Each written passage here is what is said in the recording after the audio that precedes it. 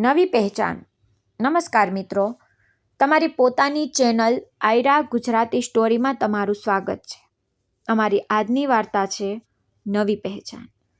આજે વહેલી સવારે શાંતિધામ વૃદ્ધા આશ્રમમાં બેઠેલા શારદાજીની નજર આશ્રમના મોટા લોખંડના ગેટ પર કોઈ શિકારીની જેમ ટકેલી હતી.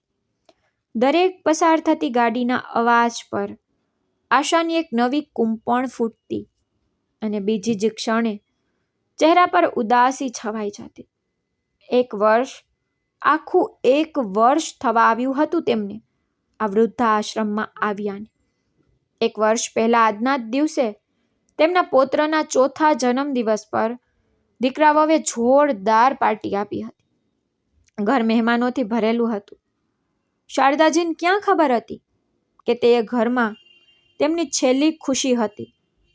પાર્ટીના અઠવાડિયા પછી જ દીકરા રમેશ અને વહુ સુનીતાએ વિદેશ ફરવા જવાનો પ્લાન બનાવી લીધો. માં, અમે લોકો 1 મહિના માટે યુરોપ જઈ રહ્યા છીએ. હવે તું ઘરે એકલી કેવી રીતે રહીશ? તારી સંભાળ પણ બરાબર નહીં રાખી શકાય. રમેશે ખૂબ ચિંતા વ્યક્ત કરતા કહ્યું, બસ 1 મહિનાની જ તો વાત છે. તું શાંતિધામ વૃદ્ધા આશ્રમમાં રહી લે. ત્યાં તારી ઉંમરના લોકો પણ છે. મન લાગેલું રહેશે. અમે આવતા જ તને સૌથી પહેલા ઘરે લઈ આવીશું. શારદાજીએ મન ભરીને હા પાડી દીધી. ચલો બાળકો ફરી આવશે એમ વિચારીને તેમણે પોતાનું દિલ સમજાવી લીધું હતું. પરંતુ જ્યારે દીકરો વહુ ફરીને પાછા આવી ગયા ત્યારે પણ તેમને લેવા કોઈ આવ્યું નહીં. અઠવાડિયું વીત્યું તો શારદાજીએ જાતે જ ફોન કર્યો. અરે માં, અમે આવતા જ ઘરના સમારકામનું કામ શરૂ કરાવી દીધું. તને તો ખબર જ છે ને, દિવાલોમાં કેટલી સીલન આવી ગઈ હતી. હવે કામ ચાલી રહ્યું છે તો ધૂળ માટી અને અવાજમાં તને તકલીફ થશે. બસ આ પતી જાય ને પછી તને ઇજ્જતથી ઘરે લાવીશું. સમારકામનું એ કામ ફરી થોડો સમય ખાઈ ગયું. જોતા જોતા 3 મહિના પસાર થઈ ગયા. આશ્રમમાં તેમની સરખી ઉંમરની સ્ત્રીઓ તેમને પહેલા જ સમજાવી ચૂકી હતી કે શારદાબેન, તમારી જાતને છેતરો નહીં. આ બધું તમને અહીં રાખવાના બહાના છે. હવે કોઈ નહીં આવે. પહેલા તો શારદાજીનું મન લડવા દોડતું હતું. મારો રમેશ એવો નથી. તે પોતાની જાતને દિલાસો આપતી. પણ જ્યારે મહિનાઓ પસાર થઈ ગયા અને ફોન પર પણ બહાના સિવાય કંઈ ના મળ્યું ત્યારે તેમનો વિશ્વાસ પણ મુઠ્ઠીમાંથી રેતીની જેમ સરકી ગયો. તેમને ખાતરી થઈ ગઈ કે હવે તમને લેવા કોઈ આવવાનું નથી. દર રવિવારે સવારે શારદાજી તૈયાર થઈને ગેટ પર ટકટકી લગાવીને બેસી રહેતી. પણ સૂરજ ચડતો અને આથમી જતો. રસ્તા પર ગાડીઓ આવતી જતી રહેતી, પણ તે ગાડી ક્યારેય ના આવતી જેની તેમને રાહ હતી. પરંતુ આજનો દિવસ ધીરજની કસોટી લેવાનો હતો. આજે તેમના રોહનનો 5મો જન્મદિવસ હતો. દીકરા પાસેથી આશા ભલે મરી ગઈ હતી, પરંતુ પૌત્રની મમતાનો દોરો હજુ પણ તેમના શ્વાસ સાથે જોડાયેલો હતો. તે બસ ફક્ત એકવાર તેને નજર ભરીને જોવા માંગતી હતી. 1 કલાક સુધી આમ જ દરવાજા તરફ જોતા જોતા તેમની અંદરની ધીરજ ખૂટી ગઈ. તેમની ધીરજનો બંધ જે તે 1 વર્ષથી તણખલું જોડીને બનાવી રહી હતી, આજે એક જ ઝટકામાં તૂટી ગયો. એક હઠેલી જીદે તેમના નબળા પડી ગયેલા ઈરાદાઓને ફરીથી મજબૂત કરી દીધા.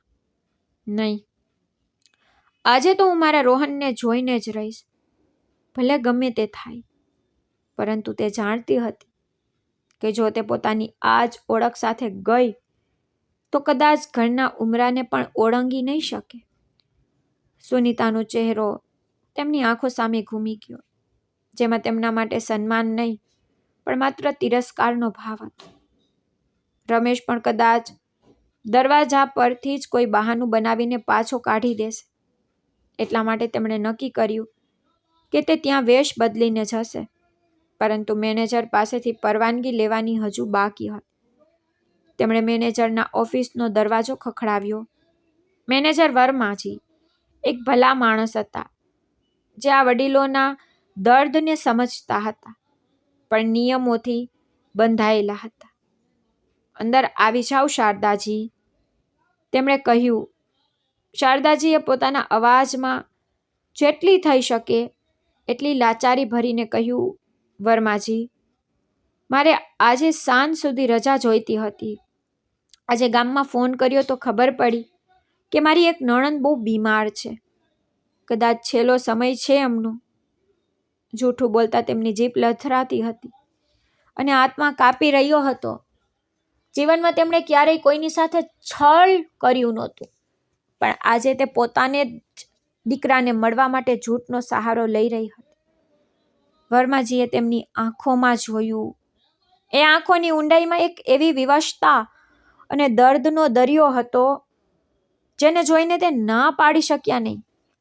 તેમણે એક રજિસ્ટર આગળ વધારતા કહ્યું, ઠીક છે શારદાજી, અહીં સહી કરી દો અને સાંજ પડતા પહેલા પાછા આવી જજો. જી ઠીક છે, કહીને તે પાછા આવી ગયા.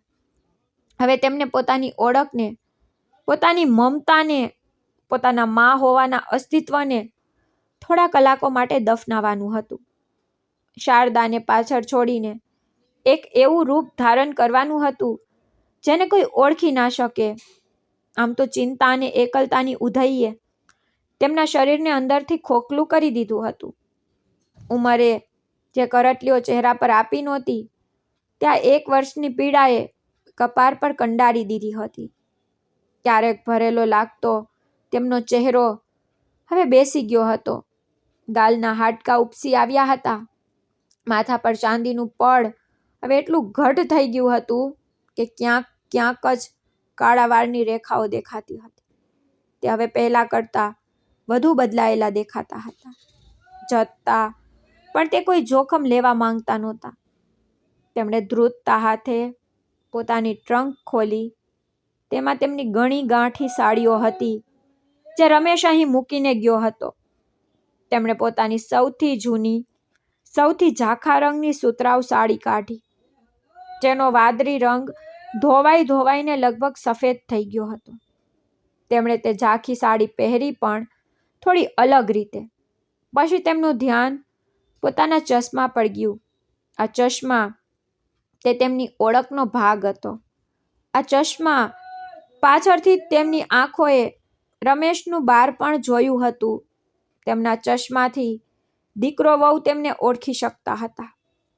એટલા માટે તે પોતાની રૂમની બાજુના રૂમમાં ગયા જ્યાં ગંગાજી રહેતા હતા. તેમનું તાજેતરમાં જ મોતિયાનું ઓપરેશન થયું હતું. હવે તે પોતાના જૂના ચશ્મા પહેરતા નહોતા. તેમણે ગંગાજી પાસેથી તેમના જૂના, જાડા, કાચવાળા અને કાળા ફ્રેમના ચશ્મા માંગી લીધા. ગંગાબેન, જરા તમારા જૂના ચશ્મા આપજો ને. મારી આંખોમાં કંઈક ખૂંચી રહ્યું છે. તડકામાં જોવામાં તકલીફ થશે. ગંગાજીએ તરત જ તે ચશ્મા આપી દીધા. જેવા શારદાજીએ તે ચશ્મા પોતાની આંખો પર લગાવ્યા, દુનિયા ધૂંધળી થઈ ગઈ. પણ કદાચ એ જ જરૂરી હતું. આ ધૂંધળા પણ પાછળ તેમની મમતા ભરી જાણીતી આંખો લગભગ છુપાઈ ગઈ. તેમણે અરીસામાં પોતાને જોયા. અરીસો પણ તેમને ઓળખી શકતો નહોતો. આ કોઈ બીજી જ સ્ત્રી હતી, થાકેલી હારેલી, દુનિયાના ઠોકર ખાધેલી. તેમણે પોતાની કમરને જાણી જોઈને થોડી વધુ નમાવી દીધી. ચાલમાં એક લાચારીનો ભાવ લઈ આવ્યા અને માથા પર સાડીનો પાલવ નાખીને તે જ પાલવથી અડધો ચહેરો ઢાંકી દીધો. હવે તે શારદાજી નહોતા, રમેશની મા નહોતી, રોહનની દાદી નહોતી. તે એક બેનામ, બિનઓળખીતી સ્ત્રી હતી જેને દુનિયાની ભીડમાં કોઈ જોશે નહીં, કોઈ ઓળખશે નહીં. તે પોતાની જ ઓળખની કબર પર ઊભી હતી અને આ કબર પર આંસુ વહાવવાની પણ પરવાનગી નહોતી. આશ્રમ બહારની દુનિયા આજે કંઈક અલગ જ લાગતી હતી. તેમને 1 વર્ષથી તેમણે આ દુનિયા જોઈ નહોતી. ઓટોમાંથી ઉતરીને જ્યારે તેમણે પોતાના મોહલ્લાની ગલીઓ પગ મૂક્યો તો તેમનું દિલ કોઈ પાંજરામાં પૂરાયેલા પક્ષીની જેમ જોરથી ફફડવા લાગ્યું. આ એ જ ગલીઓ હતી જ્યાં તેમણે રમેશને સાયકલ ચલાવતા શીખવ્યું હતું. પેલી નાકાવાળી મીઠાઈની દુકાન જ્યાંથી રમેશ જલેબી ખાવાની જીદ કરતો. દરેક મોડ, દરેક દુકાન, દરેક ઘર કોઈ ભૂલાઈ ગયેલી વાર્તાની જેમ તેમના મનમાં તાજું થઈ રહ્યું હતું. તેમની આંખોના ધૂંધળા કાચ પાછળથી યાદોનું એક સાફ સુથરું ચિત્ર ચાલી રહ્યું હતું. એક તરફ ખુશીઓ ભરેલું ભૂતકાળ હતું, બીજી તરફ પીડાથી ભરેલું વર્તમાન. જેમ તેમ તેમનું ઘર નજીક આવી રહ્યું હતું, તેમ તેમ તેમના કદમ ભારે થઈ રહ્યા હતા. આખરે તે મોડ પર આવી ગયા જ્યાંથી તેમનું 2 માળનું ઘર સાફ દેખાતું હતું. ઘર એવું જ હતું, પણ આજે તેના પર ફુગ્ગા અને રંગબેરંગી રોશની લાગી હતી. ગેટ પર સુંદર ગોલ્ડન બ્લેક ફુગ્ગાઓથી શણગારેલો હતો. આજે તેમના રોહનના જન્મદિવસની ઉજવણીની તૈયારીઓ ચાલી રહી હતી, જેમાં તે પોતે એક બિન બોલાવ્યા મહેમાન બનીને જઈ રહ્યા હતા. ઘરની બહાર લાગેલું તે પિત્તળનું ઝાડ, જેના નીચે બેસીને તે સખીઓ સાથે વાતો કરતી હતી, તેની ઓથે ઊભી રહી ગઈ. હિંમત જવાબ આપી રહી હતી. કયા મોઢે, કયા બહાને તે અંદર જાય તે વિચારી રહી હતી. ત્યાં જ તેમણે જોયું કે તેમના ઘરની કામવાળી લલિતા ઘર તરફ વધી અને દરવાજાની ઘંટડી વગાડી. એક ક્ષણ પછી દરવાજો ખુલ્યો અને સુનીતા બહાર આવી. પાર્ટીની તૈયારીઓ અને મહેમાનોને સંભાળવાના તણાવમાં તેનો ચહેરો લાલ ધૂમ હતો. મેમ સાહેબ, આજે હું કામ પર નહીં આવી શકું, લલિતાએ ગભરાતા કહ્યું. મારે કોઈ જરૂરી કામથી ગામ જવું પડી રહ્યું છે. આજે જ? સુનીતા તેના પર ભડકી પડી. તને આજે જ બધા જરૂરી કામ યાદ આવી રહ્યા છે? ઘરે આટલા બધા મહેમાનો આવવાના છે અને તું રજા માંગી રહી છે. મેમ સાહેબ, જવું બહુ જરૂરી છે, નહીંતર હું ક્યારેય રજા ના રાખત, લલિતાએ પોતાના અવાજમાં વિનંતી કરતા કહ્યું. તમે આજ માટે કોઈ બીજી વ્યવસ્થા કરી લો. બીજી વ્યવસ્થા? સુનીતાનો પાળો ચઢી ગયો. હું ક્યાંથી લાવું અત્યારે કોઈને? એક કામ કર, જો તું ના આવી શકે તો તારી સાસુને મોકલી દે, પણ મારે આજે કામ માટે કોઈને કોઈ જોઈએ છે. ઝાડ પાછળ ઊભેલા શારદાજીએ બધું જ સાંભળી લીધું. તેમના કાન સૂન થઈ ગયા હતા. લલિતાએ એક ક્ષણ વિચાર્યું અને પછી બોલી. ઠીક છે મેમ સાહેબ, જો મારી સાસુ માની જશે તો મોકલી દઈશ, પણ તેમની પણ તબિયત સારી નથી રહેતી. હું જોર જબરદસ્તી તો ના કરી શકું, તો બસ મોકલી દે. મને નથી ખબર તે બીમાર હોય કે કંઈ પણ હોય. સુનીતાએ ચીડાઈને દરવાજો લગભગ પછાડતા કહ્યું અને અંદર જતી રહી. લલિતા નિરાશ થઈને પાછી વળી.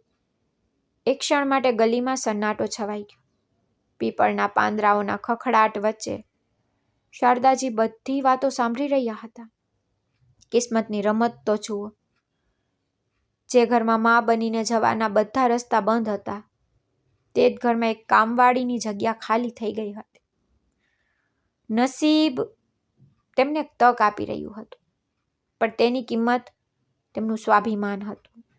એક ક્ષણ માટે તેમનું મન થયું કે પાછા ફરી જાય. આ અપમાન કરતાં તો અનાથાશ્રમની એકલતા સારી છે. પણ પછી ધૂંધળા ચશ્માની પાળ તેમને રોહનનો હસતો ચહેરો દેખાયો. પૌત્ર પ્રત્યેની મમતાએ તેમના તૂટેલા આત્મસન્માનને સંભાળ્યું અને એક અજીબ હિંમત આપી. તેમણે પોતાના આંસુ લૂછ્યા. આજે તેમને પોતાના પૌત્રને નજર ભરીને જોવા માટે એક નોકરાણી બનવાનું હતું. તે ઝાડની ઓતમાંથી બહાર નીકળી. તેમના કદમ જમીન પર નહીં, પોતાના જ સ્વાભિમાનની રાખ પર પડી રહ્યા હતા. એક લાંબો ઊંડો શ્વાસ લીધો અને આગળ વધીને દરવાજાની ઘંટડી પર આંગળી મૂકી દીધી. ઘંટડીના અવાજ પર દરવાજો લગભગ એક ઝટકા સાથે ખુલ્યો તો સામે સુનીતા ઊભી હતી, જેનો ચહેરો તણાવ અને ચીડથી ભરેલો હતો. લલિતાના નકારથી તેના કપાળ પર ચિંતાની ઊંડી રેખાઓ ખેંચાઈ ગઈ હતી. કોણ? તેનો સવાલ કોઈ તીરની જેમ વાગ્યો. શારદાજીનું કલેજું મોઢામાં આવી ગયું. તેમણે પોતાનો અવાજ બદલીને ધીમેથી કહ્યું, હું શાંતિબાઈ. તેમનું વાક્ય પૂરું થાય તે પહેલાં જ સુનીતાની આંખોમાં એક ચમક આવી ગઈ. તેને લાગ્યું કે લલિતાએ પોતાની સાસુને મોકલી જ દીધી. તેના ચહેરા પર ચીડની જગ્યાએ એક સ્વાર્થી રાહત છવાઈ ગઈ. અચ્છા, સમજી ગઈ. ભગવાનનો શુક્ર છે તું આવી ગઈ. હું તો પરેશાન થઈ ગઈ હતી. સુનીતાએ લગભગ શારદાજીનો હાથ પકડતા કહ્યું. તેને તે નમેલા ચહેરા કે તે ધૂંધળી આંખોમાં જોવાની ફુરસદ જ ક્યાં હતી. તેના માટે આ ઝૂકેલું શરીર માત્ર એક સમસ્યાનું સમાધાન હતું. બે હાથ જે ઘરનું કામ પતાવી દેશે તે તેમને અંદર લગભગ ખેંચીને લઈ ગઈ અને ઝડપથી દરવાજો બંધ કરી દીધો.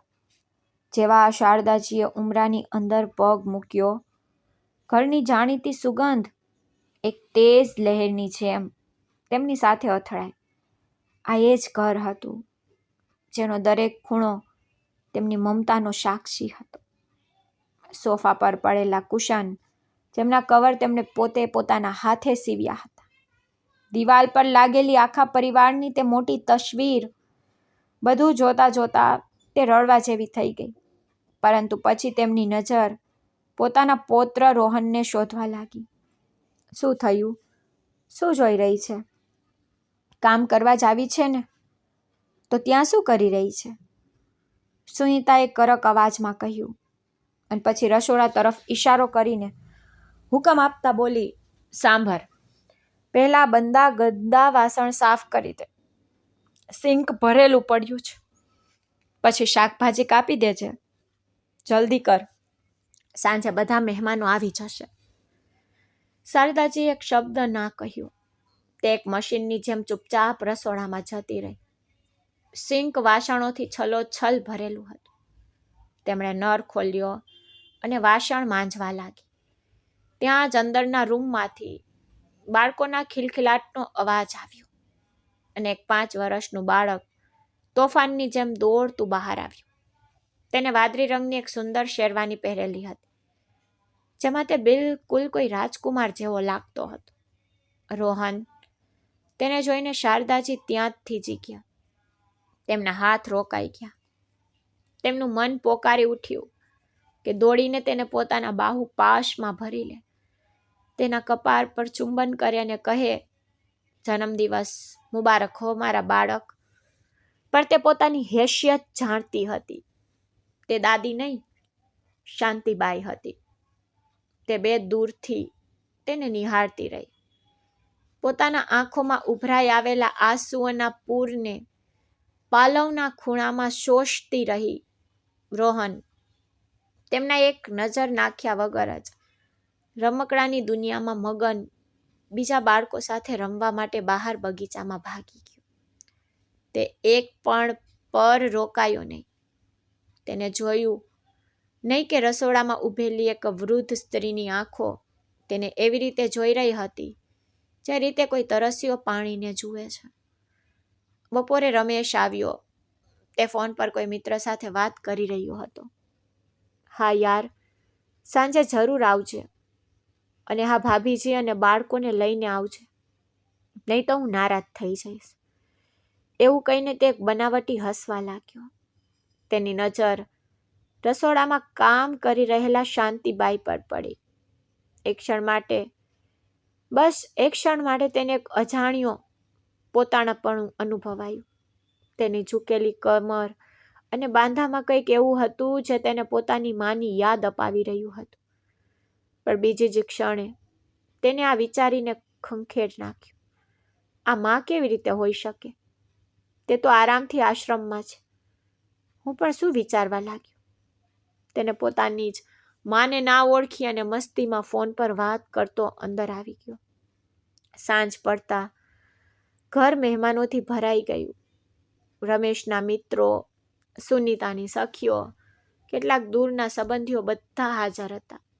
મહેફિલમાં મોંઘા અંતરની સુગંધ અને સંગીતનો અવાજ ગૂંજી રહ્યો હતો. અને શારદાજી તે અવાજમાં ક્યારેક મહેમાનોને પાણીના ગ્લાસ પકડાવતી, ક્યારેક ચા નાસ્તાની પ્લેટ, કેક કાપવામાં આવી, હેપી બર્થડે ટુ યુ રોહનની ધૂન પર તાળીઓ પડી.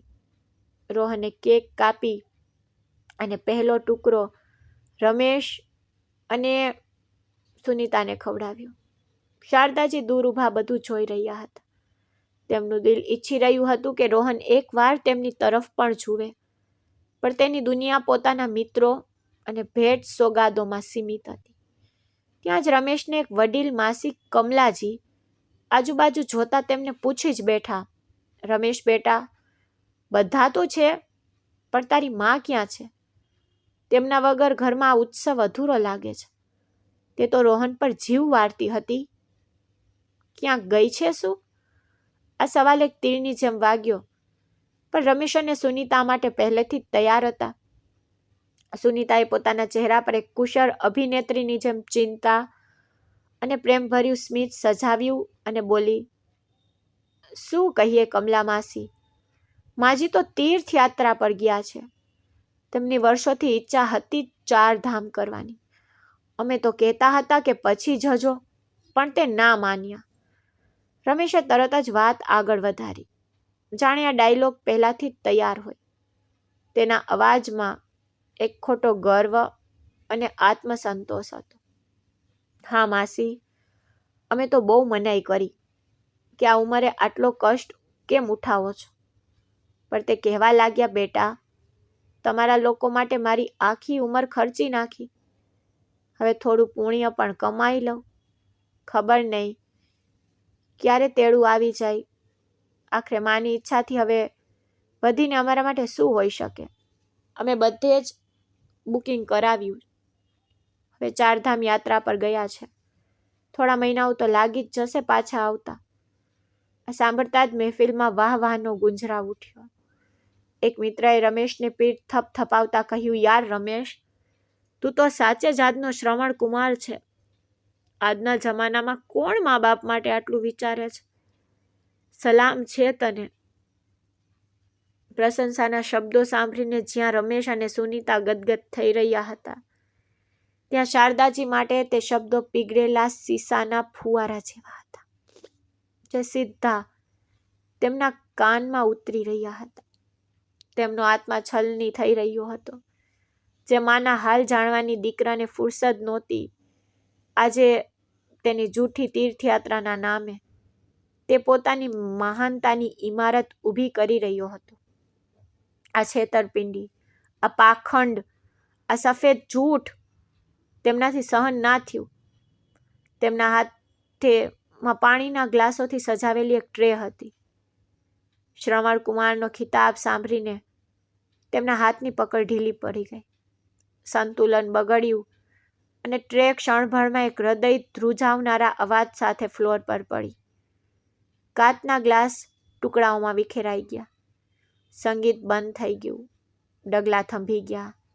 બધાનું ધ્યાન એ તરફ ગયું જ્યાં એક વૃદ્ધ કામવાળી બાઈ વિખરાયેલા કાચના ટુકડાઓ વચ્ચે ધ્રુજતી ઊભી હતી. આ જ ગભરામણ મનમાં જ્યારે તે નમવાની કોશિશ કરી રહી હતી, ત્યારે તેમના ચહેરા પરથી તે ભારે જાડા કાચના ચશ્મા લપસીને પડી ગયા અને માથા પરથી પાલવ પણ સરી ગયો. એક ક્ષણ માટે ત્યાં મોત જેવો સન્નાટો છવાઈ ગયો. સત્ય બધાની સામે હતું. તે સ્ત્રી જેને બધા કામવાળી બાઈ સમજી રહ્યા હતા, તે કોઈ બાઈ નહોતી. બધાની સામે રમેશની તીર્થયાત્રા પર ગયેલી માં શારદાજી ઊભા હતા. એ જ ચહેરો જેને અત્યારે જ શ્રવણ કુમાર દીકરો યાદ કરી રહ્યો હતો. શારદા, તું શારદા જ છે ને? આ ઘરની માલિક, રમેશની માં. કમલા માસી બહુ બારીકાઈથી જોતા બોલી. તે એક ડગલું આગળ વધ્યા. તેમની આંખો અવિશ્વાસથી ફેલાયેલી હતી. તેમણે શારદાજીને ઉપરથી નીચે સુધી જોયા. તે આંખોમાં તરતી એક આખી ઉંમરની પીડા હતી. પછી તેમની નજર ફરી અને રમેશ પર ટકી. રમેશ બેટા, આ શું છે?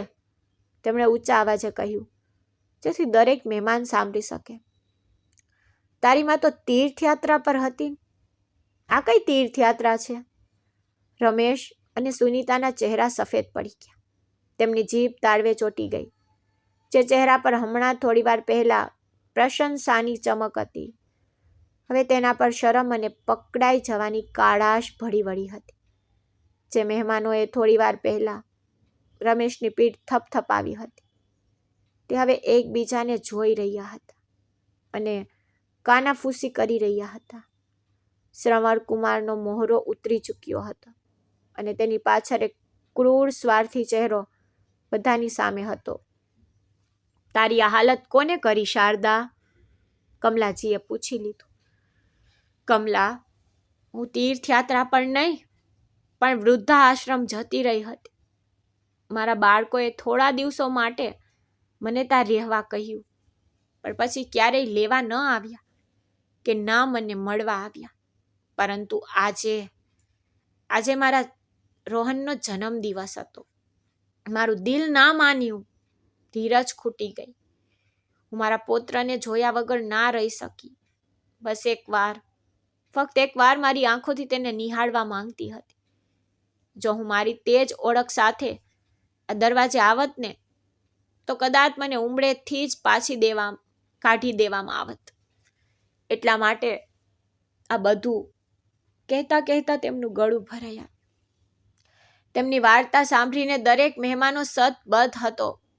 રમેશ અને સુનીતા માથું નમાવીને એવી રીતે ઊભા હતા, જાણે જમીન ફાટે અને તે તેમાં સમાઈ જાય.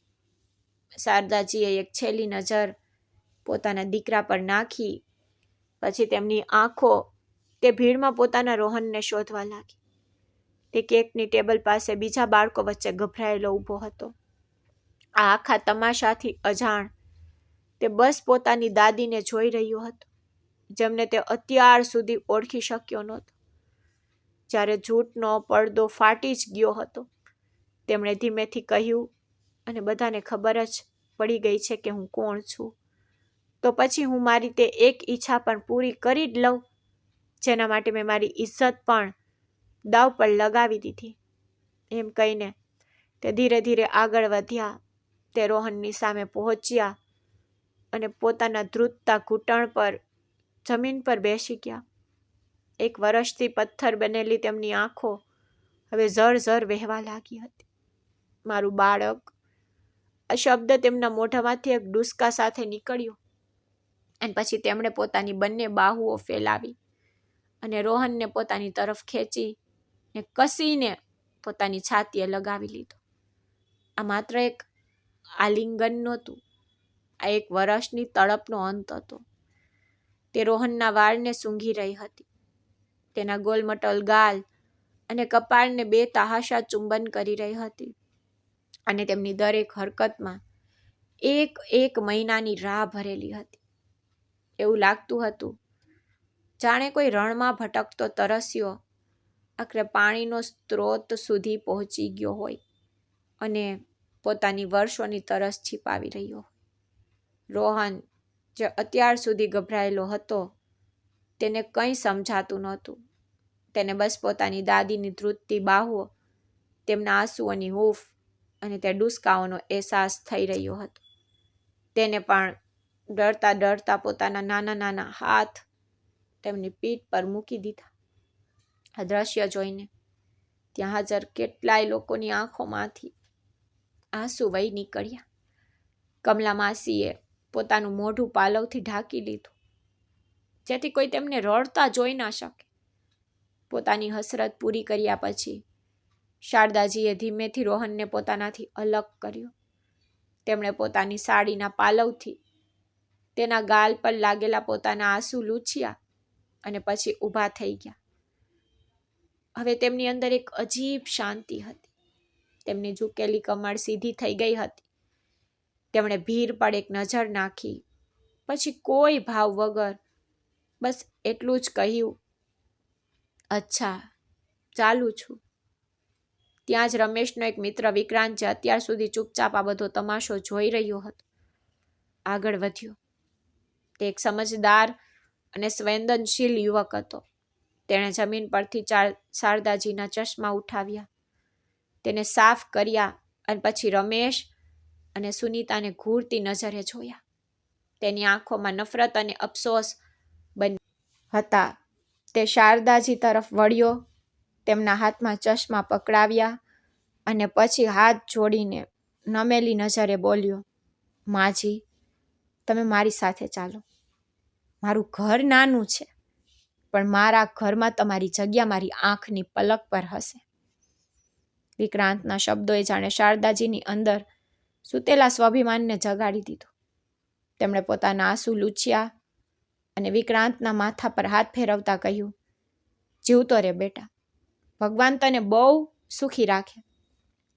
પછી તે એક પળ રોકાયા અને બોલ્યા, પણ જ્યારે પોતાનું જ લોહી પાણી થઈ ગયું તો હું કોઈ પારકા પર બોજ કેવી રીતે બની શકું?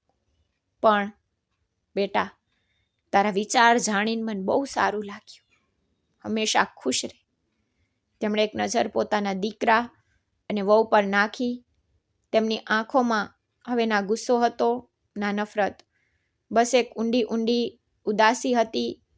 મારી જગ્યા હવે ત્યાં જ છે જ્યાં મારી કિસ્મત મને લઈ ચૂકી છે, શાંતિધામ વૃદ્ધાશ્રમ. એટલું કહીને તે વળ્યા, કોઈની તરફ જોયા વગર. તે ઘરની બહાર હંમેશા માટે નીકળી ગયા.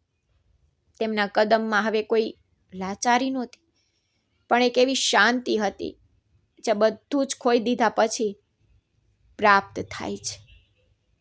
તેમના ગયા પછી શ્રવણ કુમારની ઉપાધિ આપનાર મહેમાનોએ શરમથી માથું નમાવી દીધું. એક એક કરીને બધાએ રમેશ અને સુનીતા પર થૂ થૂ કરતા અને ફિટકાર વરસાવતા ઘર છોડી દીધું. કમલા માસીએ જતી વખતે બસ એટલું જ કહ્યું કે રમેશ, તે તારી માં સાથે નહીં પણ માનવ સાથે છેતરપિંડી કરી છે. ભગવાન તને ક્યારેય માફ નહીં કરે. આ શબ્દો નહીં પણ તમાચા હતા જે રમેશ અને સુનીતાના જમીર પર પડ્યા હતા.